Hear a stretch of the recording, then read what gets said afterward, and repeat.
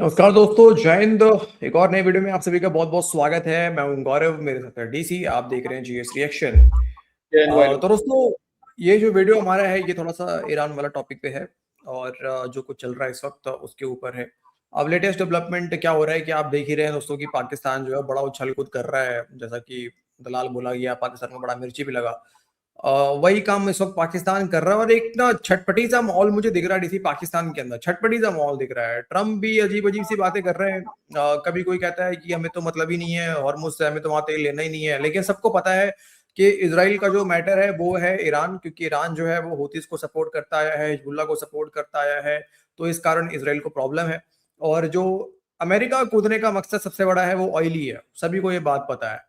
लेकिन अब जो कुछ आर्टिकल्स आ रहे हैं अलग अलग जगह पे, जो लोग लिख रहे हैं, उससे यही समझ में आ रहा है कि जो कर्ग आइलैंड है ना, उसके ऊपर कहीं ना कहीं अब कुछ बड़ा होने का अंदेशा जो है वो बताया जा रहा है कि कुछ ट्रूप्स भी तैयार है यूएस के। अच्छा, एक खबर और आ रहा है कि जो पाकिस्तान का 5 तारा फटा पजामा जो सिफा सलवार है दोस्तों, वासिम मुनीर, वो जो है ऐसे मतलब खुद पाकिस्तानी कह रहे हैं, दिखाते हैं आपको इस वीडियो में, कि वो आई थिंक अमेरिका के लिए जो है वो रवाना हुआ है। अब अमेरिका मतलब कंफर्म नहीं है कि अमेरिका के लिए रवाना हुआ, बट कहीं ना कहीं के लिए रवाना तो वो हुआ है इस वक्त। अब वो जरा देखते हैं और इस पूरे सिचुएशन में चल के आ रहा है। तो पहले चलते हैं सीधे इसी वीडियो पे और उसके बाद चर्चा भी कर लेंगे आप लोगों के साथ में। आप लोग क्या कहते हैं वो भी कमेंट करके बताइएगा। तो शुरू करें डीसी। चलिए सर, चलिए। चलिए सर।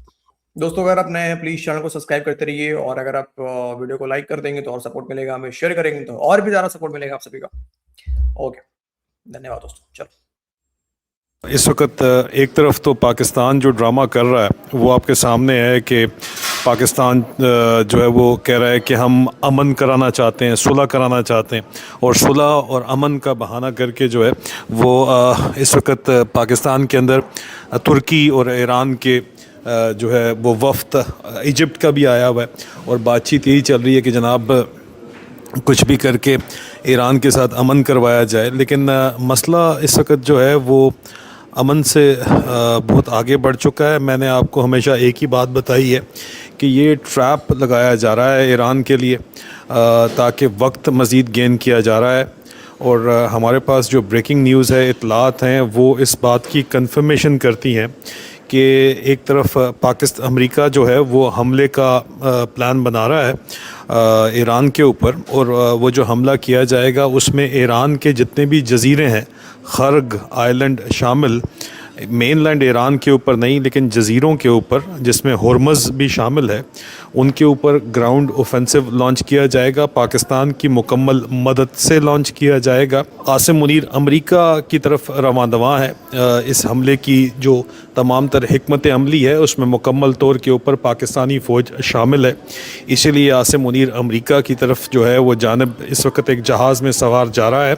अब हो सकता है कि वो जहाज़ जो है वो यूरोप में कहीं उतरे, लेकिन आखिरी ख़बरें आने तक यूरोप के ऊपर से वो जहाज़ परवाज़ कर रहा है। हमारी मुसद्दिका इतलात के मुताबिक पाकिस्तान की ही इंटेलिजेंस कम्युनिटी में, पाकिस्तान ही की ISI में जो हमारे पास मालूमात पहुँची हैं वो ये हैं कि ISI इस वक्त शिया उलमा के ऊपर FIR दर्ज करवा रही है और उनके ऊपर प्रेशर बढ़ा रही है, और नेक्स्ट स्टेप में उनको अगवा भी किया जा सकता है, जो कि ईरान के ऊपर अमेरिका के मुतवक्का हमला जो कि पाकिस्तान की मुकम्मल मदद के साथ होगा। पाकिस्तान लॉजिस्टिक बेसिस भी प्रोवाइड करेगा। ज़ाहिरी बात है कि उसके बाद ये जो मुतवक्का हमला है उसका रिएक्शन पाकिस्तान के अंदर शदीद तर आएगा। अब ईरान के ऊपर हमला पाकिस्तान की मर्ज़ी से जो हम तक इतलात पहुँची हैं जो होने वाला है, तो उसका रिएक्शन ज़ाहिरी बात है कि पाकिस्तान में भी मिसाइल मारे जाएंगे। अमरीकी एयरक्राफ्ट कैरियर। अच्छा, एक बात मैं यहाँ करेक्ट करो, ईरान का कोई भी नहीं है पाकिस्तान के अंदर में। सऊदी का फॉरेन मिनिस्टर जो है वो, यानी कि इजिप्ट है, तुर्की है, सऊदी है, सऊदी का फॉरेन मिनिस्टर जो है वो पाकिस्तान आया हुआ है। ईरान का कोई लेना देना नहीं है यहाँ से। यानी कि ईरान और यूएस के बीच में मामला करवाना है, लेकिन ना ईरान का कोई है ना यूएस का कोई है। नहीं, यूएस ठीक है, का जबरदस्ती का वो दिखाने का है, बस और कुछ नहीं है। हाँ।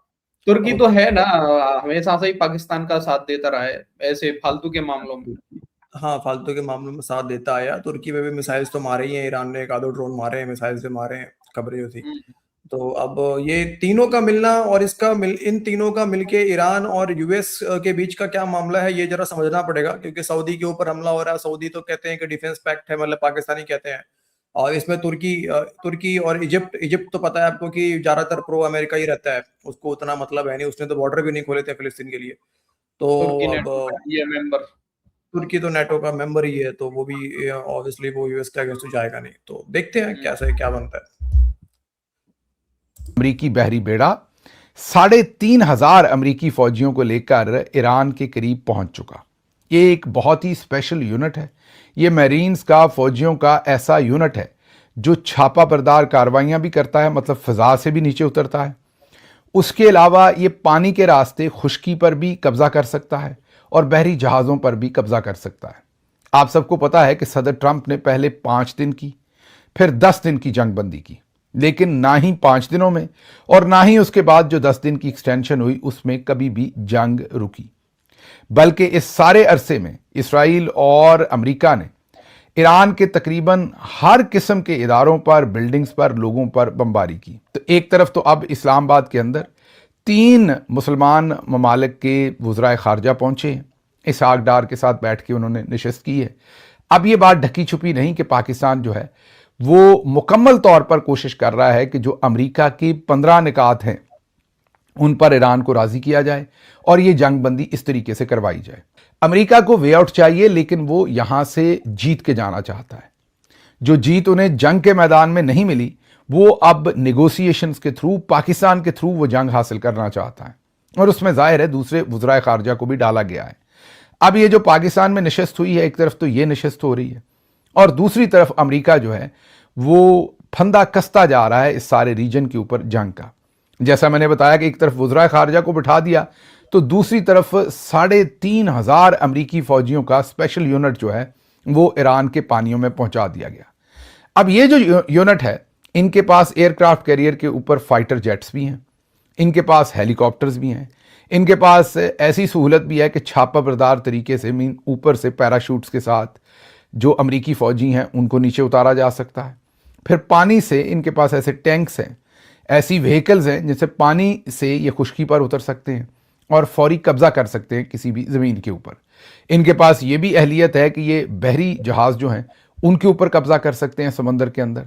मतलब कि ये जो 3,500 स्पेशल फौजियों का यूनिट है, ये असल में जजीरों पर या और इलाकों पर कब्जा करने के लिए लाया गया है और इसमें एक बड़ी वजह आबनाए हरमज़ को खुलवाने के लिए, उसके जो अतराफ़ के इलाके हैं उन पर कब्जा करने, वहाँ पर सफाई करने, जो उनके अहदाफ हैं उनको मुकम्मल करने के लिए इनको लाया गया है। और ये जो एक तरफ मुज़ाकरात चल रहे हैं और दूसरी तरफ ये कार्रवाई चल रही है, ये अपने ताईं ये पैगाम दे रही है कि शायद सदर ट्रंप और इसराइल जो हैं वो इस जंग को मज़ीद फैलाना चाहते हैं या वो फंस गए हैं। जो अमरीकी डिफेंस कंपनीज़ हैं, जो डिफेंस डिपार्टमेंट है, उन्होंने जो डिफेंस कंपनीज़ हैं, प्राइवेट कॉन्ट्रैक्टर्स हैं, उनके लिए एक इश्तिहार दिया है जिसमें उन्होंने कहा है कि उन्हें जो प्री फैब्रिकेटेड सप्लाईज चाहिए, आप ये कहिए खैमे चाहिए या ऐसी प्री फैब्रिकेटेड इंफ्रास्ट्रक्चर चाहिए जहाँ पर वो अपने ट्रुप्स को उनकी हिफाजत के लिए वो लगा सकें। ज़ाहिर है समुद्र के किनारों पर, मुझे लगता है आबनाए हरमज़ के किनारों के ऊपर ये एक ऐसा इंफ्रास्ट्रक्चर लगाएंगे जो प्री फैब्रिकेटेड, जो आप ये कहिए कि खैमों टाइप, जो आर्जी उनके लिए आरामगाह वहाँ बनाएंगे या रहने के लिए जगह बनाएंगे। उसके लिए इन्होंने अब टेंडर नोटिस दे दिए हैं और लोगों से ये मांगा है कि कौन कौन सी कंपनीज इन्हें सप्लाई कर सकती हैं। ये भी कहा है कि कौन 3 दिन में, कौन 15 दिन में और कौन 30 दिन में हमें ये चीज़ें प्रोवाइड कर सकता है। उसके साथ साथ ये भी कहा है कि ये भी बताइए कि जो आपका मटेरियल है वो बम प्रूफ होगा या नहीं, ये किस तरीके का वो इम्पैक्ट बर्दाश्त कर सकेगा अगर बम या मिसाइल उनके ऊपर आकर लगता है। तो इससे तो साफ जाहिर है कि अमरीकी जो दिफा का डिपार्टमेंट है, अमरीकी फ़ौज है, वो लंबी कार्रवाई इस जगह पर प्लान कर रही है। क्योंकि अगर वो ट्रांसपोर्टेबल बंकर्स मांग रहे हैं जो प्री फैब्रिकेटेड हैं, तो ये ट्रांसपोर्टेबल जो बंकर्स हैं ये ज़ाहिर है 2 दिन के लिए तो नहीं मांग रहे, ना ही अमेरिका से ला के 2 दिन के लिए आबनाए हरमज़ या किसी जजीरे में या ईरानी जो भी ज़मीन है उसके ऊपर लगाएंगे। ये तो फिर लंबी जंग का पेशखैमा है जो इस वक्त अमेरिका बनाकर बैठा है। रूस का 1 अप्रैल से दुनिया को पेट्रोल की फराहमी बंद करने का ऐलान। रूस ने 1 अप्रैल से जो पेट्रोल वो फराहम कर रहे थे, जिसमें वो चीन को, तुर्की को, ब्राज़ील को, अफ्रीका के कई ममालिक को, इंडिया को वो तेल फराहम कर रहे थे, उस पर पाबंदी लगा दी है। अब वो मज़ीद किसी को तेल नहीं बेचेंगे। अच्छा, ये जो तेल वाला मामला है ना, ये पेट्रोल का मामला है, ये क्रूड ऑयल का मामला नहीं है, ठीक है। और इंडिया जो है रिफाइंड पेट्रोल लेता भी नहीं है रूस से, बहुत कम, मतलब बहुत ही कम इंडिया में यूज नहीं है, क्योंकि इंडिया के पास रिफाइनरी मौजूद है और ठीक ठाक रिफाइनरी मौजूद है इंडिया के पास में, तो वो क्रूड ऑयल को रिफाइन करता है। तो पेट्रोल डिफरेंट हो गया, क्रूड ऑयल डिफरेंट हो गया, तो इस पे कंफ्यूज नहीं होना हम लोग को कि तेल पर रूस जो है हमें तेल बंद कर दे रहा है, ऐसा कुछ नहीं है। खैर, हाँ, ये चीन को नुकसान हो सकता है, चीन के लिए भी है, कुछ अफ्रीकन कंट्रीज के अंदर भी आई थिंक जाता है इनका, तो उधर भी देखना पड़ेगा और कहाँ कहाँ ये रिफाइंड पेट्रोल भेजते हैं रूस। लेकिन जो बातें डीसी यहाँ पे जिस तरीके से पाकिस्तान दौड़ धूप करने में लगा हुआ है, जो तलमलाहट हमें दिख रहा है पाकिस्तान के अंदर में, तलमलाहट इतना ज्यादा था कि मैंने देखा कल एक वीडियो भी वायरल हो रहा था डीसी इसहाक डार का, कि वो स्लिप कर गया और भाग से वहीं पे गिर भी गया। तो हड़बड़ी है दिमाग में इनके कि भाई साहब, अगर अगर ये मामला नहीं सुलझा तो फिर हमें तो जंग बंद उतरना करवानी है, पड़ेगा जंग में। दुनिया हाँ बर्बाद हो जाएगी, नहीं तो पाकिस्तान को जंग बंद करवानी है ना, हाँ, बात दुनिया वही है, बर्बाद तो हो जाएगी दुनिया, सर। दुनिया बिल्कुल बिल्कुल सर, दुनिया को तो, हाँ। तो लेकिन बुरा वैसे अगर फटने में सब, कोई दिक्कत नहीं होती है सर, दुनिया में फट जाते हैं भले ही जाके, पर जंग बर्बाद कर देगी दुनिया। नहीं, और नहीं, ऐसे भी देखो, ईरान के अंदर इनको जाना है तो ईरान इनके लिए पता है आपको, ऐसे भी शिया मुसलमानों के साथ जो पाकिस्तान के अंदर होता है सर, वो काफिर वाला ही उनके साथ भी कॉन्सेप्ट है, वैसे ही हरकतें करते हैं पाकिस्तानी उनके साथ भी। तो काफिर को है ना, वहाँ कोई मसला नहीं है इनके लिए वहां जाके कांड करना, डॉलर मिलेगा तो ये कांड करेंगे पाकिस्तानी, इसमें कोई बहुत बड़ी बात नहीं है, ठीक है। अब देखना वही है कि अगर ये मामला, क्योंकि जो 15 पॉइंट्स अमेरिका ने दिए हैं वो तो मानने वाला है नहीं ईरान, बिल्कुल, ठीक है। और जिस तरह से तैयारियां और जो आर्टिकल्स देख रहे हैं हम कि फौजें तैयार हो रही हैं, और कुछ कोई 3,500 कह रहा है, कोई 10,000 भी कह रहा है, कोई 8,000 भी कह रहा है कि रेडी है।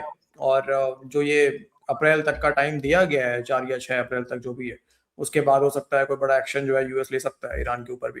तो लगता नहीं है कि ऐसा कोई ये मामला इतना जल्दी सुलझेगा, और अगर यहाँ से यूएस रिटर्न होता है तो इंसल्ट है यूएस के लिए भाई, बहुत बड़ा इंसल्ट है, क्योंकि हमेशा यूएस कूदता तो है कहीं पे भी, लेकिन वापस जिस तरीके से जाता है वो इंसल्ट, बेइज्जती होती है अमेरिका की बहुत गंदी वाली।